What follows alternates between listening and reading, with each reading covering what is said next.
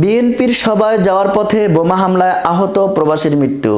মাদারীপুরের কালকিনিতে বিএনপির সভায় যাওয়ার পথে বোমা হামলায় আহত সেই প্রবাসীর মৃত্যু হয়েছে। শুক্রবার 15 নভেম্বর সন্ধ্যায় ঢাকা মেডিকেল কলেজ হাসপাতালে চিকিৎসারত অবস্থায় তিনি মারা যান। মারা যাওয়া ওই প্রবাসীর নাম সুজন সর্দার। তিনি উপজেলার শিকারমঙ্গল এলাকার মিজানুর রহমান সর্দারের ছেলে। তিনি একজন সিঙ্গাপুর প্রবাসী। কিছুদিন পূর্বে ছুটিতে দেশে আসেন সুজন। জানা যায়, বৃহস্পতিবার কালকিনি উপজেলার আলীনগর ইউনিয়নের ফাঁসিয়াতলা বাজার এলাকায় বিএনপির পক্ষ থেকে জিয়া মঞ্চের কর্মী সভা সফল করতে প্রস্তুতিমূলক সভার আয়োজন করা হয়।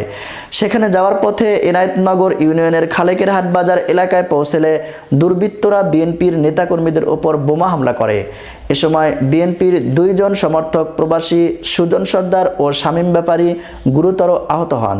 পরে আহত সুজনকে দ্রুত উদ্ধার করে ঢাকা মেডিকেল কলেজ হাসপাতালে পাঠানো হয়। গতকাল শুক্রবার সন্ধ্যায় চিকিৎসারত অবস্থায় সুজন মারা যান। উপজেলা বিএনপির সাবেক সভাপতি ফজলুল হক ব্যাপারী বলেন, গতকাল জিয়া মঞ্চের একটি প্রস্তুতিমূলক সবার যাওয়ার সময় স্থানীয় ইউনিয়ন আওয়ামী লীগ সন্ত্রাসীরা আমাদের দলীয় নেতাকর্মীদের উপরে অতর্কিতভাবে হামলা চালায়। এতে আমাদের সুজন সমর্থক আহত হয়। আহতদের মধ্যে সুজন সর্দার মারা গেছে।